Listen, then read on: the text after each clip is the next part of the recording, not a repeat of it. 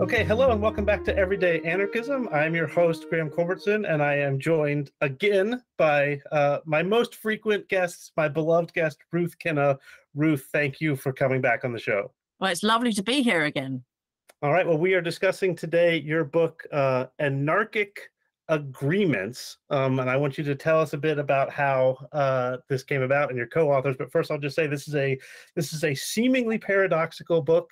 It is a book about anarchic constitutionalizing, how you can create the kind of thing that it is claimed that anarchists cannot do, something like a polity, something like a group of people working together with rules and arrangements. I remember we've discussed the Philip Guerin anthology before on this podcast, and that's one of the first things he says in his introduction is people say anarchists can't do this, they can't organize, but we can. That's one of his earliest claims, and now you are trying to explain to a possibly skeptical audience how anarchists can organize. Yeah, that's right. So I mean, we use the term constitutionalizing deliberately because part of this, I mean, the book itself came out of is an extension of two pamphlets that were written, and those pamphlets were part of a bigger project about the relationship of anarchists to the idea of the Constitution. And in historical terms, I suppose we were interested in the way that anarchists had engaged with republicanism, as well as Marxism, but particularly republicanism, and what it was that separated Republicans from anarchists, or where the anarchist critique of republicanism came from. And one of the things that we argued was that in the formation of the sort of liberal Republican states in Europe and America, so post-French Revolution, post-American Revolution, the great promise of liberty, equality, fraternity, from the anarchist perspective, seemed to have been terribly had fallen short, was terribly disappointed. And they put this down to the way in which the Constitution had been formulated.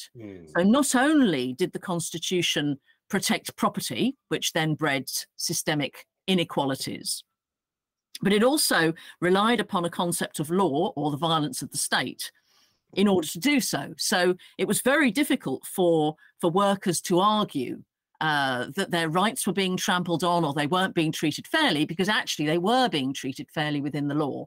So what the anarchists did was start looking at the ways in which the Constitution operated in order to maintain structures of class domination, race domination, gender domination, and all the rest of it. And in making that critique, our argument was that they didn't throw out the principle of constitutionalizing, that is, of having declarations of principle, of having rules, of creating institutions, of having decision-making processes. They may have been more or less explicit than some of the written constitutions that the Liberals and the Republicans had. But the one thing that they didn't have was an idea of permanent fixed authority. And that was the point at which these two traditions completely diverged. So what we're trying to say is that it's not only helpful from a historical point of view to see how these traditions sort of emerged in relation to each other, but our view was, particularly in the aftermath of the 2011 movements, the movements of the squares, the Occupy movements, and all of those things that were going on, that it was quite helpful to think about recovering this constitutionalizing tradition that had got lost within anarchism because it's so anti-constitutional, because it's a way of thinking about how to sustain movements over time. And that our view was that if you can make explicit the sorts of principles that you're working on, and if you can make the rules and norms and institutions clear, and you can also build in processes which allow those rules and norms and principles to be revised and adapted, then you have a better chance of maintaining your movements and your organizations over time than if you don't have anything at all. Because in fact, I mean, without acknowledging the existence of these things, doesn't mean to say they don't exist. What it means is that they become invisible, and that makes them much more difficult to revise. And actually then entrenched inequalities and asymmetries of power can seep into anarchist or anarchistic movements because no one's actually recognizing the fact that they're there. Yeah, Graeber has written multiple times in his book on Occupy Wall Street, the Democracy Project, or Democracy, a Project, a Hope, whatever, the Democracy book, and also elsewhere, about within this debate, he more or less stands on the less constitutional side. And he debated, especially with some veterans of the civil rights movement who wanted, he quotes someone as saying, like, I don't want to be ruled from the shadows. And then Graeber's argument, which I personally find fairly satisfactory in this debate, is you're going to be ruled from the shadows anyway. I mean, we have presidents here in the United States, and one of the games that you play is who is actually running the White House. Surely it's not the person who is constantly cutting ribbons with large scissors and dining with Emmanuel Macron. There must be someone ruling in the shadows anyway. And I'm somewhat sympathetic to that argument, that you're just displacing the problem by having an organization. I'm, of course, also sympathetic to the idea that people should be able to articulate what the project is and have values that they can stand behind over time, which it does seem like has been one of the historic failings of the anarchist movement. So, I mean, I enjoyed I've read the Democracy Project too, and we, it was one of the things that we were very conscious of when we thought about this idea of constitutionalizing. And I suppose one of the things I found less satisfactory in the Democracy Project was the way in which David Graeber tends to conflate anarchism with democracy. So these two things become one, but they become one obviously in a very sort of critical and oppositional sense. That what he's doing is contrasting the kind of democratic, non-hierarchical, participatory practices that were absolutely on display within some of those Occupy camps. He's contrasting all of that to the duplicity and the elitism of liberal democratic systems. And as far as that there's nothing to disagree in that, but it seemed to us, one of the things that we did in the course of the project was that we looked at the operation of three of the Occupy camps. We looked at Oakland, Wall Street, and London, and we looked at the General Assembly minutes of those camps. In order to think about the complexity, actually, of the way in which they operated, and these, and he outlines all of this in the Democracy Project, and he's, in a much better position to know because he was there. So he knew about, the tranquility teams and the kitchens and the way that the social media accounts were run. They had all of these kinds of institutions. They had, shed loads of money which they had to manage and transparently. They had all kinds of, in London, they had all kinds of, well, I think in New York too, everywhere they went, really, they had all kinds of legal disputes that they were getting involved in because they were being evicted. They had, multiple things to deal with. And so democracy for us, because it's such an umbrella term and because it tended to refer to consensus decision-making, that's how the book really sort of thinks about democracy.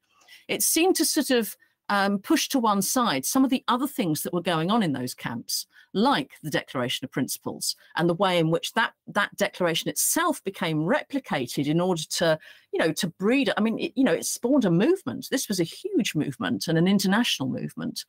So it was underplaying that.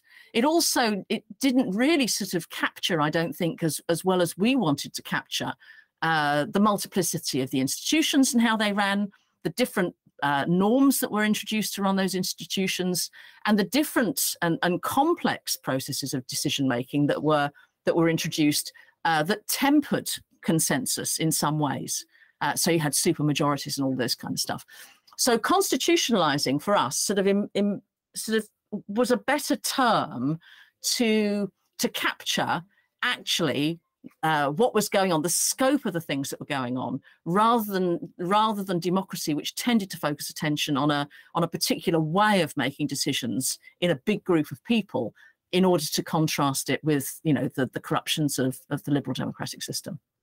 Okay, wonderful. Before we go any further, I just want you to tell us who who we Oh, we, is. yes, I'm sorry. Yes. So the project started off with my colleague who's at Exeter University in the UK, Alex Pritchard, who's an expert on Proudhon, and has just translated, he's just introduced the new translation of Proudhon's War and Peace. And the other person who worked on the project with us was Thomas Swan, who started off as a research assistant on the project, and then we worked for many years with Thomas Swan, and is an expert on cybernetics. And the pamphlets themselves were co-produced with an advocacy group called Seeds for Change, and they were the people who managed to translate all of our kind of jargon and gobbledygook into intelligible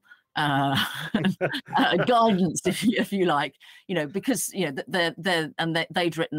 They're well known in the UK, at least, for having written the consensus decision making handbook.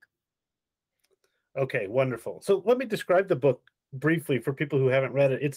It's very short. Half of it is not the pamphlets, but is rather a series of appendices, including some modern day statements and guidelines for how to produce whatever you want to call it, an effective anarchist organization, as well as some of the great classic declarations of organization or association, like the IWW, the beloved Wobblies, or Emma Goldman's. Of course, Öcalan's Democratic Confederalism, which hasn't gotten covered on this podcast yet, but it's coming soon enough. That stuff is there, which is fantastic. The second half was, as I mentioned to you, a surprise to me. I was expecting more from you and Pritchard and Swan, and all of a sudden I was reading Emma Goldman, which I will never complain about, ever.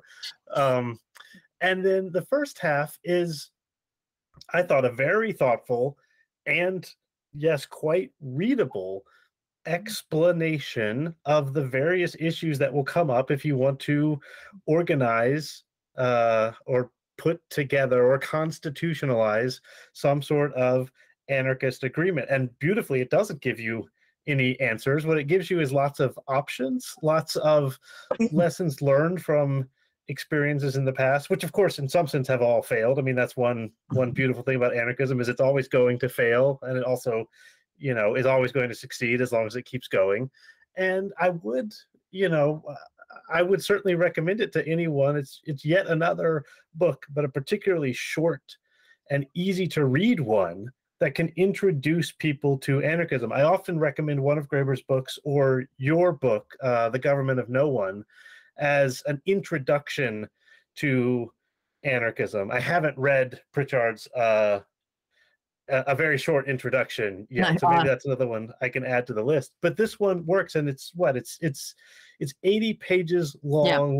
Yeah. It gives you guidelines for practices right now, and a brief historical overview, not of the theory of anarchism, but a brief historical overview of how people have articulated the practices and principles they want to follow in their organizing. So in that respect, it's wonderful. Thank you. And I certainly recommend it to everyone. Yeah, the reason that we had the appendices was, I suppose, because we wanted to situate what we were doing in a longer history, but also a continuing practice. So the risk, I think, from our point of view, was that we could come up with what we thought constitutionalizing involved in terms of that kind, the sorts of things that people might think about if they're trying to refresh their groups, or if they're trying to federalize their groups with other groups, or if they're trying to set up a new group. So that's kind of what we're trying to do. But we were very conscious of the fact that if we just let it, I mean, the pamphlets are just that's all that they do. And I suppose what we wanted, the opportunity that we had in the book, was to try and show that we weren't reinventing the wheel. What we're doing is really extracting a set of ideas about how to constitutionalize, and show that this is actually this speaks to what people have done within the movement for many years. Okay, good, wonderful. I guess now there's a few other things I want to talk about, but I'm gonna, I guess, go into a slightly critical mode. Although it's not from the book. There's a anarchist Facebook group that I was a member of for a while that I've since left. I don't know, is it Yuri or Uri Ori. Gordon? Hmm. Uri Gordon, is one of the moderators of, and one of the things it says, it has a pretty short declaration of principles, and one of the things it says is, um, this is for whatever real anarchism, nationalist and capitalist imposters are not allowed. Now, I happen to agree with David Graeber that it would be wonderful if the US government provided a universal basic income to all of its citizens. And I would support this as he does in the name of anarchism. And every time I would see that little thing, nationalist and capitalist imposters not allowed, I would think, I'm pretty sure they would let me post that I agree with Graeber that there should be a US government-run universal basic income. But actually, by the letter of the law, that would make me not just a nationalist, but also a capitalist imposter. And then it seems to be that then again, this is sort of where I started with the question that I'm pushing on, is you've got unwritten rules, even within the reading of the written rules. And oh my God, Ruth, if we then had some sort of process where we wrote down the unwritten rules, wouldn't it just extend into infinity? That's always the danger that I'm worried about with this sort of project. Yeah, I suppose. I mean, my answer to that is it's the same as the answer about what happens if in the course of a project, you have changes of membership, you have new people coming in, and sometimes that churn itself exposes practices that seem to be dominating, that had never been imagined as being in any way problematic by the people who set the group up. And that creates a tension. And I guess one of the things that anarchist constitutionalizing is about is recognizing that those tensions are always latent, and therefore have to be addressed. And one of the things that dogs a lot of anarchist movements is that when those tensions become recognized, actually what can easily happen is that groups themselves splinter, and they don't survive. So what we're trying to do is to say, well, if you acknowledge that there's never any end to the possibility of domination, in that sense, I agree with you. All of these things are going to fail. The question in terms of organizing capacity is how far we let that failure, that theoretical failure, actually impact on our capability to express and articulate anarchist ideas in a world that's very unfriendly to them. So, so of course, when you set up any group, you're going to be doing it from the perspective of, you are of like mind, but you don't know what the like mind is until you talk about it. If you just assume, there's a problem. Yeah. I suspect that that Uri's no nationalists, no capitalists. Oh, I'm pretty sure I know what he means. Yeah, but but the basic income idea doesn't. I mean, that's debatable, I guess. But if it's directed against anarcho-capitalism, if that banner, if you like, is directed against that, I'm sure. And then basic income actually puts you on the right side of anarcho-capitalism, right? As opposed to the non-interference, limited state position that right libertarians tend to justify. Oh, I'm confident that you and I and Nuria all agree on this. But I could also, depending on who is reading that little line and what presuppositions they come in, precisely as you say, we're all bringing this set of assumptions. And when Graeber advocates for that, I think it's in Bullshit Jobs, he does take some time to say, I understand that a state-run project based on money could easily be seen as problematic from an anarchist perspective. So that tension is there. And I think that's precisely the kind of productive tension that a constitutionalization process needs to be flexible enough, precisely as you have articulated, to continue this ongoing project. I mean, I think it reminds me. I mean, one of the arguments that erupted quite early on in the London Occupy camp was whether a banner saying that the camp was anti-capitalist would be displayed, and the decision in the end was, because there were objections, that it wasn't. Yeah. You know, but that's all in the context actually of a general consensus about the elitism of the political and economic system. But how far people think, so what do we mean by capitalism? And they didn't have that discussion, as far as I know, well, at least not within the General Assembly. But the wording is important. I mean, there were equally discussions about religion and faith. So these are the kinds of issues that, if you want to I mean, in the end, because the police catch up with the camp and they evict people anyway. But had that occupation been able to last, then these are the things that would have had to have been discussed. Yeah. And it did strike me. It did strike me. One of the things you included in the book was the safer spaces policy of Occupy London, and one of the things it stated is no racism will be allowed, which this is one of the places where I am always skeptical. This is something in the U.S., whatever you want to call them, the mainstream left, the progressives, whatever, they'll always say, I believe in free speech except for racism. It's well, James Baldwin said that Richard Wright's Native Son was a racist work. So depending on who you're listening to, you're talking about banning Native Son.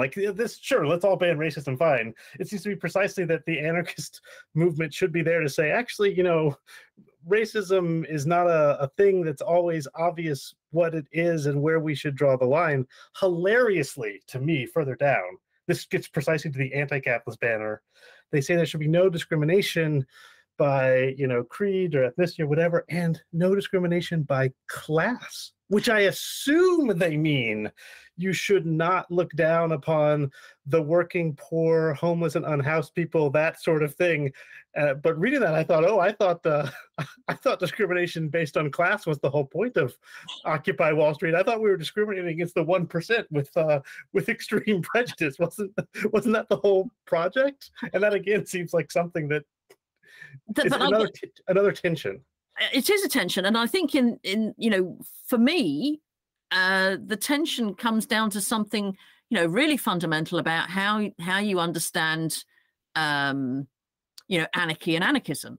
So if we're talking about constitutionalizing anarchistically, who are we talking to? Are we just talking to people who are signed up to sets of ideas that we more or less share?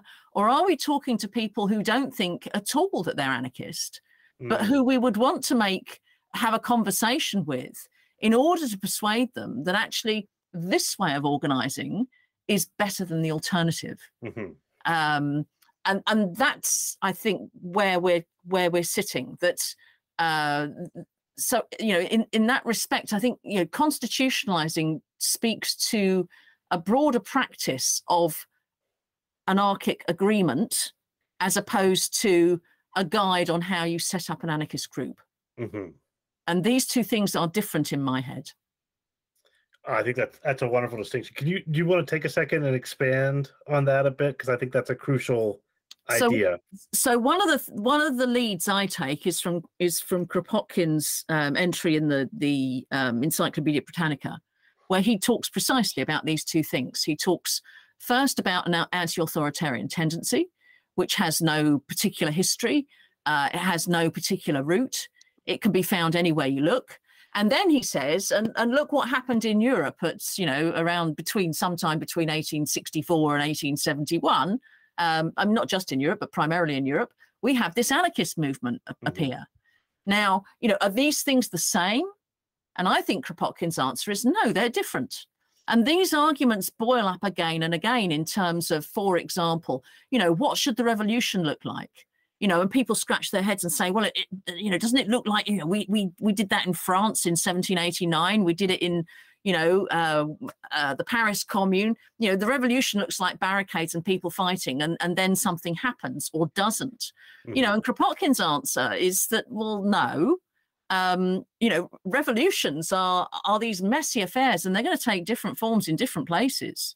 And if you're a bit worried that a revolution in Mexico doesn't look like your model, then maybe you should revisit your model, because the way people actually behave in the world anarchistically is not necessarily going to replicate the way in which you have assumed that anarchism is destined to function. Yeah. Well, that's that's really giving me something a lot to think about. I mean, I do think the next question that opens up for me is the question of whether what we are living in right now is a revolutionary world. And I haven't fully thought through this, or a post-revolutionary world, but I guess I sort of accept the democratic liberal consensus that it is, that without barricades, the world of welfare capitalism or social democracy that we somewhat sort of live in right now in 2022 is very different from the world that existed 100 years ago, and in fact better and freer and less colonialist and less imperialist and less all of the things that we want to get rid of. I know that I'm opening up myself to like claims that I'm a liberal democratic progressive triumphalist. Believe me, I'm not that. But I do think that whatever you want to say, the intervention of people like in the U.S. FDR and MLK and the movements they led could be described as revolutions, and revolutions, if not anarchist ones, in the right direction. This is something I'm thinking about because Graeber mentioned this also in the Democracy Project, is, are our revolutions going to stop involving barricades? Are they going to be more like Thomas Kuhn's scientific revolutions? And if so, how will we even know one has happened? I'm sorry, I should let you speak, but again, I think US UBI would be a revolution. No one would need to storm the Capitol, but it would be a revolution from where I'm sitting. So, I mean, it seems to me that I'm more skeptical. I suppose I stand a bit closer to Colin Ward on things like welfare and the welfare state, and his view was that.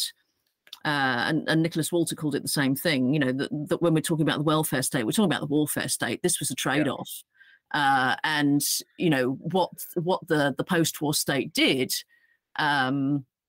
was provide a certain kind of safety net, if you like, but, on the basis that it was going to reconfigure its own power in this new global world. And I think it's, I'm always interested when I hear on the UK news, in criticism of the Chinese government, but which of course I'm no fan of. But the criticism of the Chinese government is that after Tiananmen Square, the deal was that the Communist Party would take the people out of poverty, but in return they just had to do what they were told. Mm-hmm. So there was going to be no democracy, and it's interesting that social contract, if you like, is recognized in the regime of the enemy, but it's never recognized in one's home. And Ward's argument, and this is again, I think, where constitutionalizing comes in, is that the provision of welfare was based actually on the state's absorption of local models of mutual aid. Insurance had come from what the miners were doing in the Welsh valleys. And similarly, what the state was doing was just taking something that was bubbling up on the ground, taxing people, and then giving it back. So there were different ways that one could provide support, and mutual aid was his preferred model. But if you're serious about that, then you have to find ways in which you're going to sustain those local services. And unless you have some kind of framework within which they can operate, and which is transparent to those who are party to them, they're never going to survive. The state is going to always win because the state can enforce its rules. And so for me, it seems that any chance of decentralizing, any chance of reclaiming some of those functions relies on being able to constitutionalize. I could not agree more with that. I think that's absolutely right, and I think that's the thing that is most frustrating about the world we live in. You know, obviously the most socialist, and also in many ways the most capitalist version of this is, you know, what's often called the Nordic model, and of course that Nordic model, especially in Norway, runs on extraction, et cetera, oil.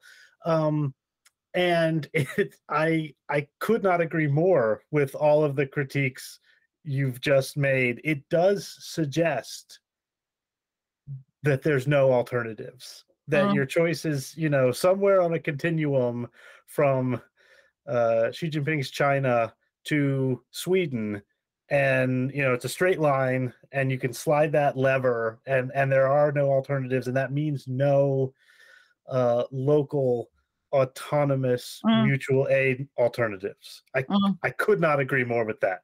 I still think, I mean, I don't know the history of Norway and Sweden well enough to know if they hit the barricades. I still think there was probably something that I would be willing to describe as a revolution between 1800 in Sweden and Norway and what exists now, even if they didn't actually overthrow their government and put it in place. An incomplete, imperfect revolution that does not, I mean, this is the problem with the New Deal as well. So, well, I don't know enough about Sweden either, but I mean, my understanding is that the Swedish model, which was, you know, championed in the 60s and 70s as a kind of a third way socialism, form of socialism, has been rowed back on quite significantly. It has. Yes, that is true. You know, it just doesn't exist in the same ways as it once did. And you know, can you have, I mean, if the question is, can you have significant change without fighting for it? I think the answer to that is no, but I think the manner of the fight clearly is going to be context specific. So, I mean, it seems to me that one of the discussions that's being held in this country at the moment, largely because of the way that the success of the Scottish nationalists is actually about devolving power. And this is going on more and more now. I mean, it's this debate has been running for a long time now, and it's not going away.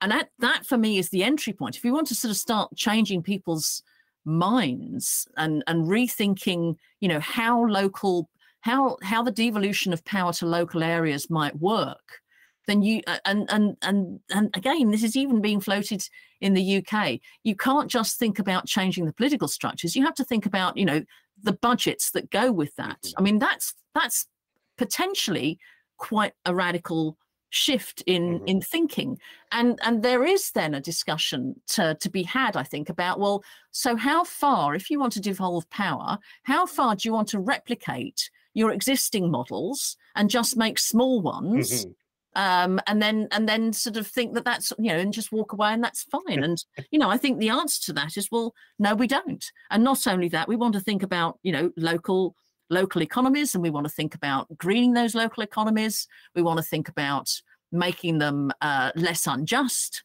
You know, that's the kind of conversation where I think an anarchist can then come in and say, oh, well, look, you know, this is what I can bring to the table.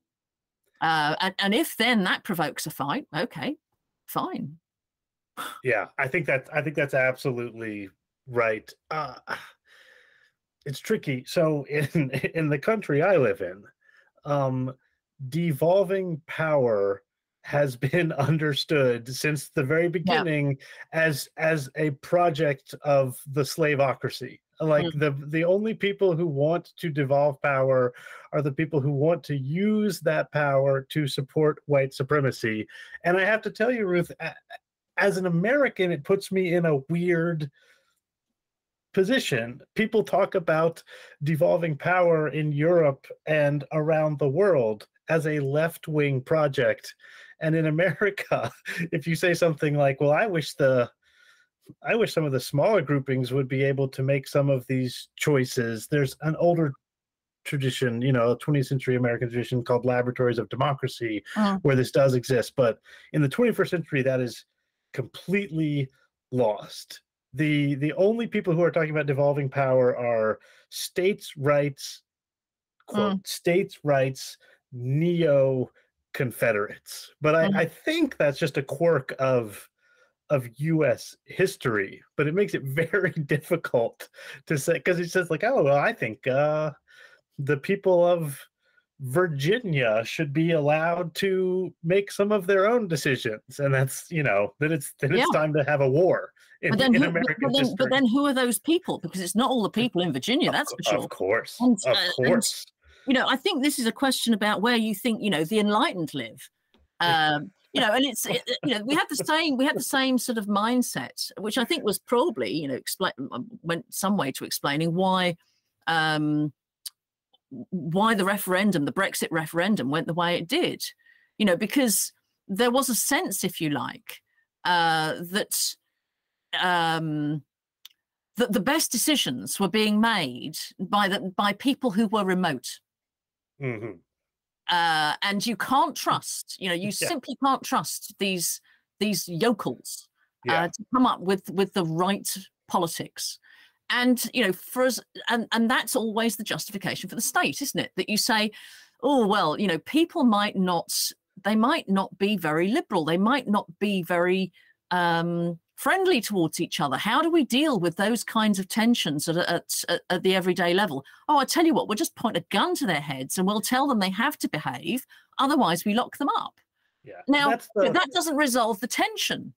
You know, I agree. I just want to be clear. That's always the progressive justification for the state. There's also a right-wing justification for the state, which I have no interest in ever discussing. I mean, you know, it's Mussolini's justification for the state. But yes, this is the progressive project. It is for their own good that I, or people like me, my enlightened class, have to take power away from them, which is very different from, you know, Jefferson's claim that the people of Virginia should be able to rule. And by the people of Virginia, he means white men with land who will support his, you know, slaveocracy. But it's just so infected in America. That line of thinking is so infected. I mean, if you look at the recent Supreme Court decision about abortion, every right-thinking progressive I know, well, left-thinking, every, you know, card-carrying progressive I know, it's like, well, we need more, you know, progressives on the Supreme Court. That's the solution. The idea that there are local solutions to this is seen as, you know, a stalking horse for the oppression of women, Black people, and other minorities. And in terms of American history, they're right. But as you say, there's never been any sort of democratic process in these states in the sense that you are talking about when you're thinking about constitutionalizing local communities. It's never happened. Yeah, and I think that's the point, you know, because constitutionalizing is about the principles and systems, if you like, that those who are party to them would agree to. So, in you know, in that sense, it is a sort of, you know, it's based on consent and consensus and you know, recognizing different cultural perspectives and being able to change things. But it is fundamentally based on a principle of voluntarism. And, you know, if and the value of that, I suppose, is that, you know, who would agree to be enslaved? Who's going to agree to that? No, it's so obvious that these people are not the people in the U.S. tradition who have been talking about states' rights or whatever. They're not Democrats. They're not anarchists. They don't want devolution of power. Sure, absolutely. One thing that I did want to mention before we go any further is just for the American audience, maybe this day for the entire audience, I just want to briefly talk about the history of the word constitution, which really, you know, achieves a great deal of importance in the UK. I mean, I'm guessing not a historian of this. I'm guessing in England, even before there's a united crown or whatever they call it, constitution, we talk about an unwritten constitution because we so always think of it as a written document, at least since 1789. But all you gotta do is look at the word constitution. It means the constituent part. It just means the mode of organization. It doesn't have to be written. You have written, I think, persuasively in this book that writing it down can help. And we talked about how that will lead to a process of revision, which is done properly good, done improperly will be an endless bureaucratic nightmare.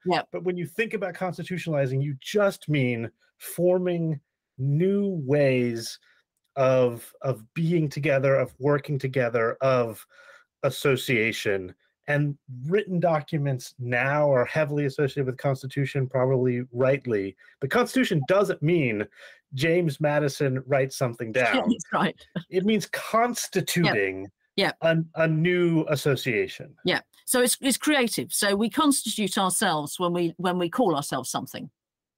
Yes. And we constitute ourselves with other people when we adopt a label that we both accept, that seems to work as a sort of descriptive.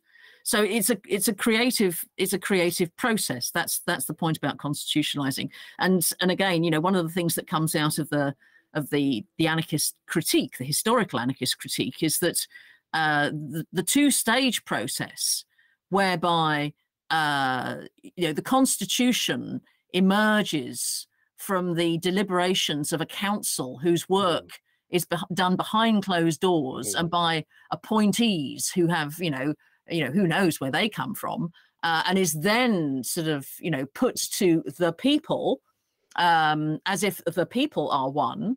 That's the thing that you're trying to avoid, because that's the process, the very short process, which ends up in a permanent, fixed rule book, which is very difficult to change and which entrenches power in particular ways which reflect the judgments of those people who were locked in the room at the right time and the right place and who decided that, this was the way to go. Constitutionalizing works, from the bottom up.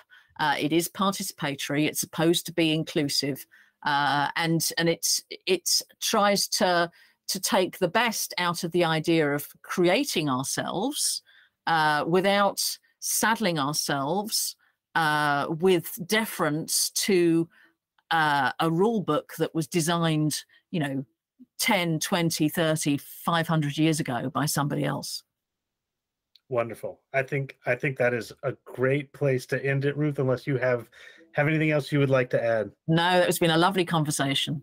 All right, wonderful. Thank you so much. The book is Anarchic Agreements, and it is out this December, I believe. I have that right? Just in time for Christmas. Just in time for Christmas. All right, Ruth, thank you for joining me again for another, I guess I'm going to call this a Christmas episode of Everyday Anarchism. Thank you so much. It's been a real pleasure. Always. Thank you.